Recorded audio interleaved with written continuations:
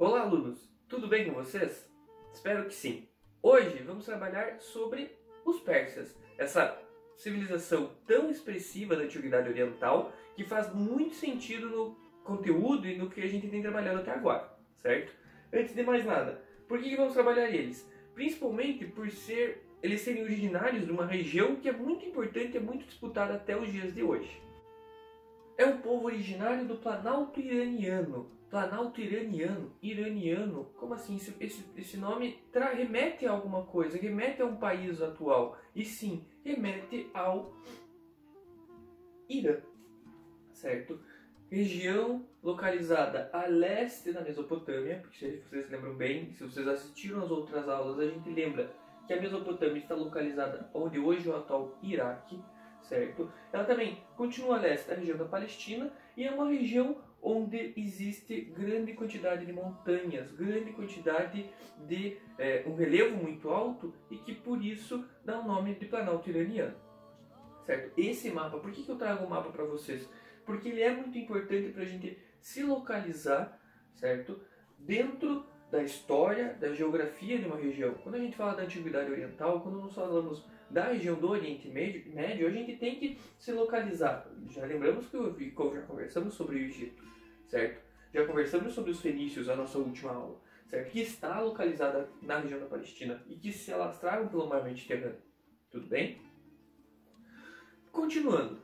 Antes de mais nada, a gente tem que perceber que esse país, essa nação que se deu origem na região do Planalto Iraniano, ela tem grande função e faz parte da nossa contemporaneidade, ou seja, faz parte da nossa vida atual. Por que eu falo isso? No início desse ano, nos primeiros dias de 2020, ocorreu um atentado, ou ocorreu um bombardeio na região do Irã que matou uma das pessoas mais importantes para o Irã, uma das pessoas mais importantes para essa nação.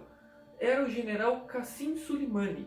Esse cara, ele era um dos líderes do Irã e morreu num um bombardeio feito por aviões e um bombardeio feito pelos Estados Unidos, certo? A mando do Donald Trump.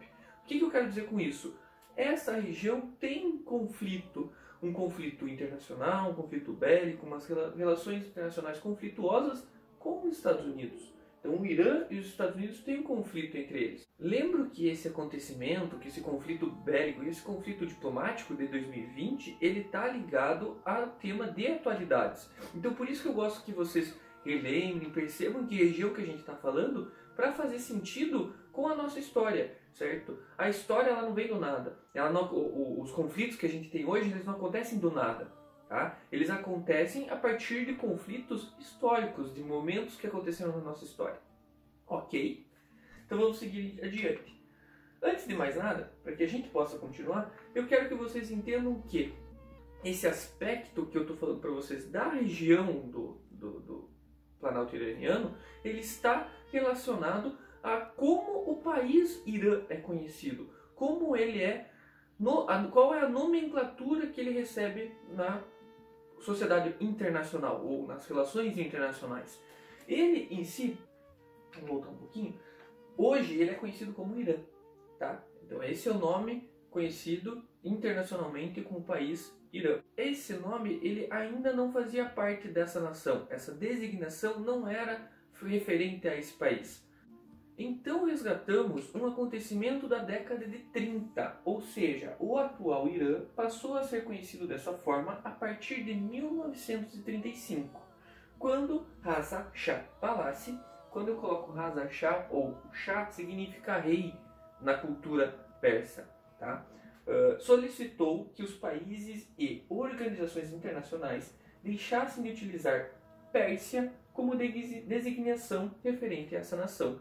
Quando a gente cita isso e sabe dessa designação conhecida como Pérsia, ela está ligada a um termo cultural já milenar. Essa nomenclatura está ligada ao idioma da região, tá? Então, em 1935, a Pérsia passou a ser considerada ou conhecida como Irã, tá? Então, eu quero que vocês entendam que esse povo, ele é um povo que passou a se estabelecer na região do Planalto Iraniano por volta de 6.000 anos antes de Cristo. E eu quero que vocês entendam o seguinte, até hoje, essa cultura, esses costumes, esse idioma, ele não aconteceu de uma hora para outra. Ele é um processo, ele é gradual e ele tem a ver sim com a região que a gente está falando. E outra coisa, percebam, esse slide ele é muito importante para a nossa aula. Se eu trouxe essa frase falando um pouquinho sobre a cultura, eu quero falar um pouquinho mais sobre a região. Uma região montanhosa. A região do Planalto Iraniano, Planalto já propriamente dito, já diz que é uma região montanhosa, é uma região pouco fértil, uma região desértica. E aí vocês vão me perguntar, como assim, professor? Os persas, eles se estabeleceram numa região com pouca fertilidade no solo? Vou falar para vocês. Sim, e é a partir daí que a gente começa a nossa aula. Iniciando, as primeiras características, as características iniciais que vão levar a gente a entender esse povo, essa população, essa civilização, essa cultura nova que vocês estão conhecendo. Antes de mais nada, região montanhosa, desértica e com baixa fertilidade do solo. Mesmo que existisse pouca fertilidade do solo, alguns grupos nômades se estabeleceram na região. Tá? Ela foi ocupada entre 6.000 e 2.000 anos antes de Cristo, mais ou menos nessa região. E por volta de 6.000 antes de Cristo, esse processo de se estabelecer, de passar a viver, de começar a crescer sua cultura, crescer a população, ele vai ser gradual, vai ser mais demorado. Então eles não surgiram do nada, não foi um estalar de dedos que fez eles viverem ali. Não, eles se fixaram, se estabeleceram ali e passaram a viver e com esse passar do tempo poder ter uma cultura mais rígida, uma necessidade de leis, e é isso que eu quero chegar até vocês. Depois de 2.000 anos antes de Cristo, mais ou menos, por volta de 2.000 anos antes de Cristo, essa fixação, esse estabelecimento, esse crescimento da cultura, das leis, ele vai resultar em estados monárquicos. Ou seja, pequenos estados monárquicos, independentes de si, passaram a sobreviver e passaram a crescer na região do Planalto Iraniano. Eu trago dois principais reinos, ou dois estados monárquicos importantes desse período. O reino dos Medos e o reino dos Persas. Antes que a gente vá para os persas, a gente tem que entender quem foram os Medos. Medos, sim, é um estado monárquico da região do Planalto Iraniano e passou a crescer culturalmente, crescer belicamente na região.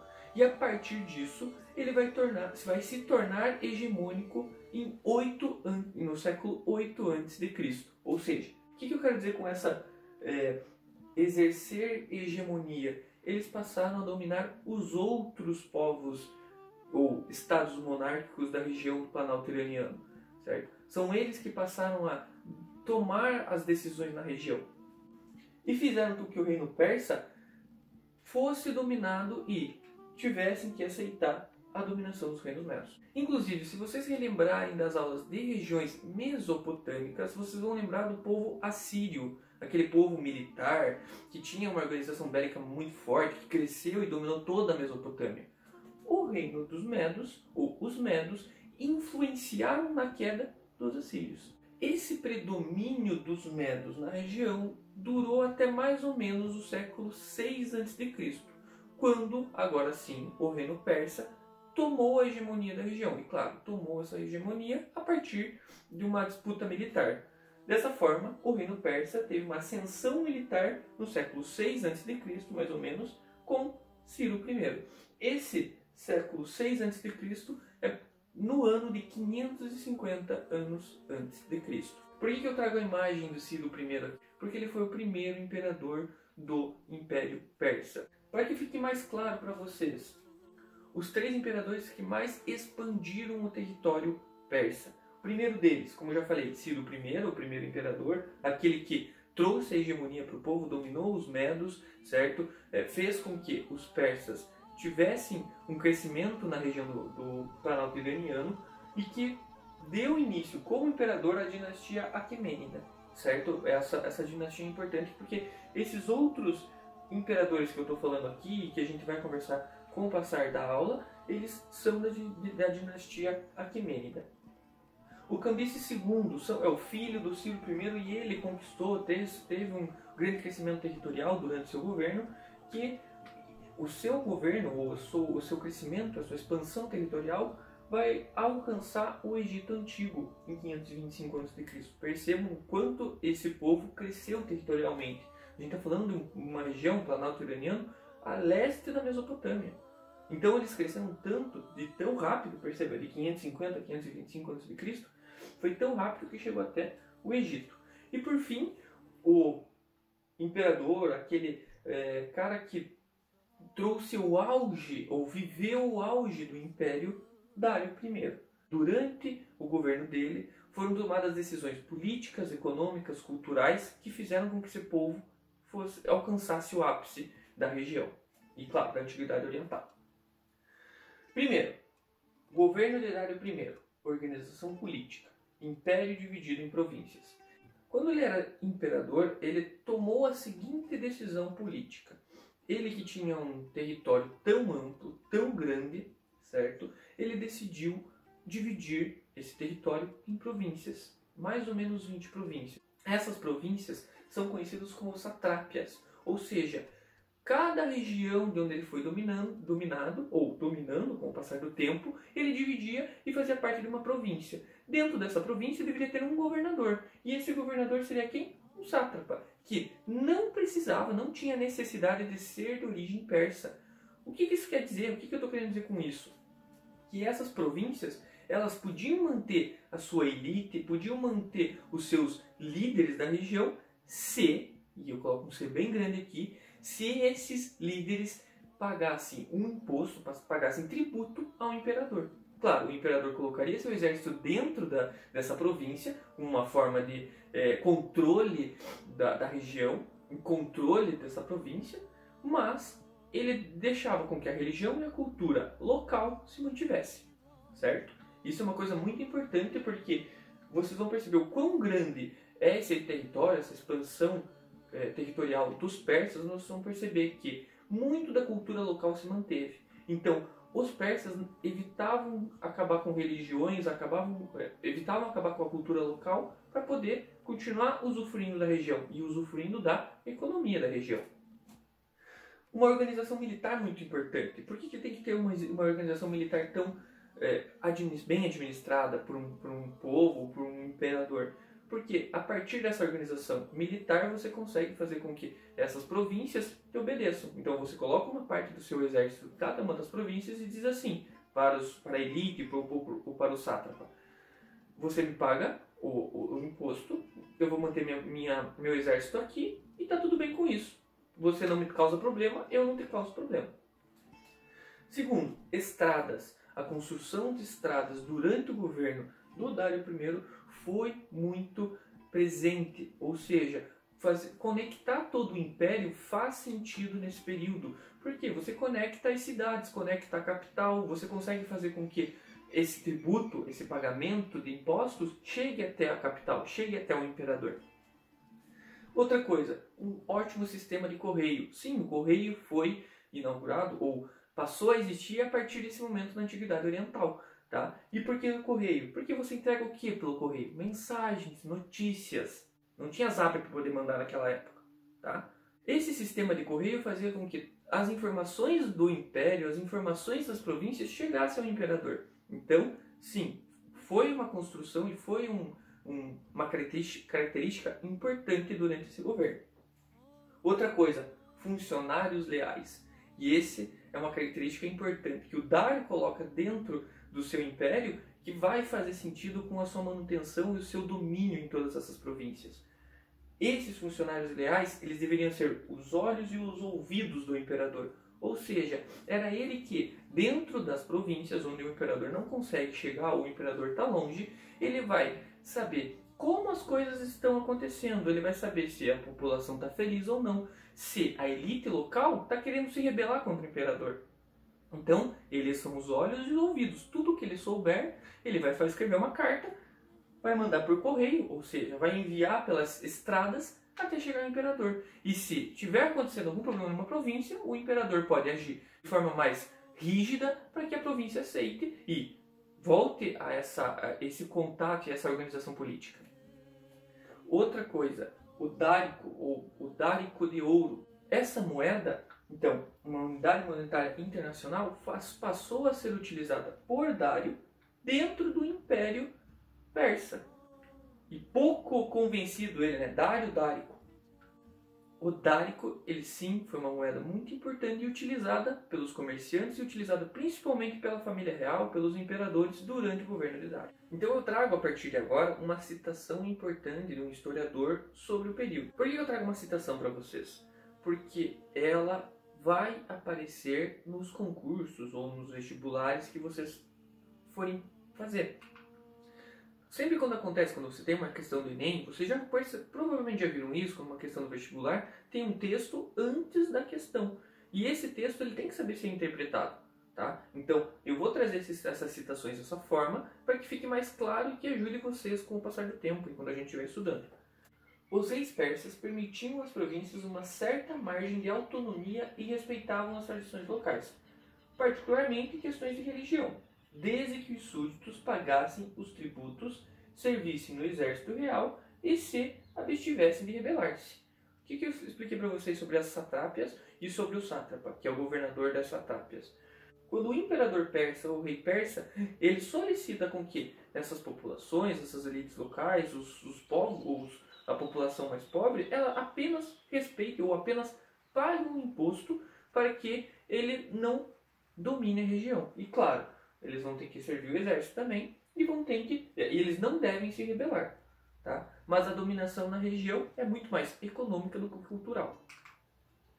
Trago para vocês também um mapa que a gente possa, voltando ao mapa que eu trouxe no comecinho da aula, mas agora do período do Império Persa, para vocês perceberem o quão grande ele era e como foi o crescimento dele tão rápido e repentino. Então a Pérsia primitiva está localizada assim, no Planalto Iraniano, como já falamos. Tá? Durante as conquistas de Ciro I, aquele primeiro imperador que dominou os Medos, que fez crescer o Império, vocês vão perceber que a conquista dele foi gigantesca, de 550 a 529 a.C. Ele tomou parte da região leste do Planalto Iraniano, ele vai dominar parte da Mesopotâmia, então o rio Tigre e o rio Eufrates aqui, onde é o atual Iraque. Certo? Então, e vai dominar a região da Palestina. Lembrem-se, se vocês assistiram às aulas de Hebreus, vocês vão lembrar do Ciro, tá? Foi ele que libertou os hebreus do cativeiro da Babilônia, certo? E fez com que eles retornassem à sua terra natal. Não que ele seja um cara salvador da pátria, mas foi ele que libertou durante a sua dominação na região da Mesopotâmia e depois da Palestina. Ele dominou onde hoje é a Turquia, onde totalmente o país da Turquia está localizado hoje. Após a sua conquista, o Cambises II, de 529 a 522 a.C., como eu já falei para vocês, toma parte da região da Arábia e também o Egito Antigo. E depois dessa conquista do Egito, Dário I, aquele que governou durante o auge do Império Persa, entre 522 e 486 a.C., passou a dominar regiões perto da Índia, onde a Índia é hoje atualmente, regiões mais ao norte da Armênia, e vejam, uma pequena região da Grécia Antiga, olha só, o meu assunto fazendo parte da Europa também. E vocês vão perceber agora por que eu estou falando que ele dominou essa região aqui. Com o crescimento, ou a organização política do Império Persa ocorrendo e podendo e dominando regiões, se dividindo em províncias, o crescimento territorial não parou por aí, tá? Então, durante esse processo, essa organização, o crescimento territorial se manteve. E foi aí que os persas chegaram à Grécia Antiga, ou passaram a tentar dominar regiões ou cidades-estados gregas. Vão conseguir em certa parte, vão conseguir chegar e dominar a Trácia, vão conseguir dominar uma pequena região de cidades-estados gregas. E aí sim a gente vai chegar em um novo momento, quando Xerxes I passar a dominar, filho de Dário, passar a governar os persas.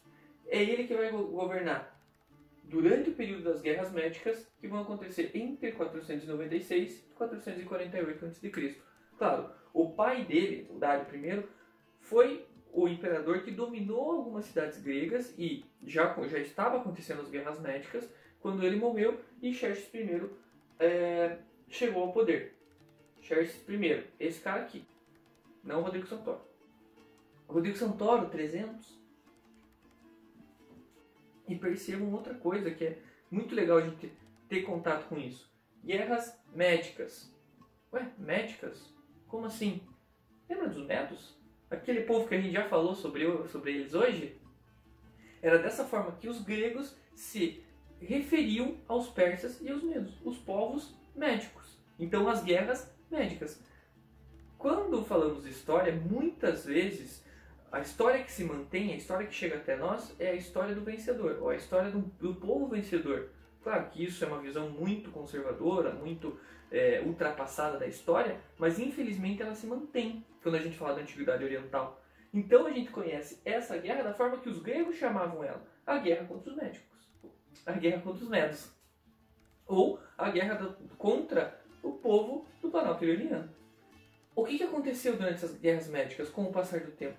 Os gregos conseguiram vencer os persas, evitaram uma dominação. Então, a derrota na guerra influenciou o enfraquecimento gradual e a desintegração do império. Essa derrota em 448 a.C.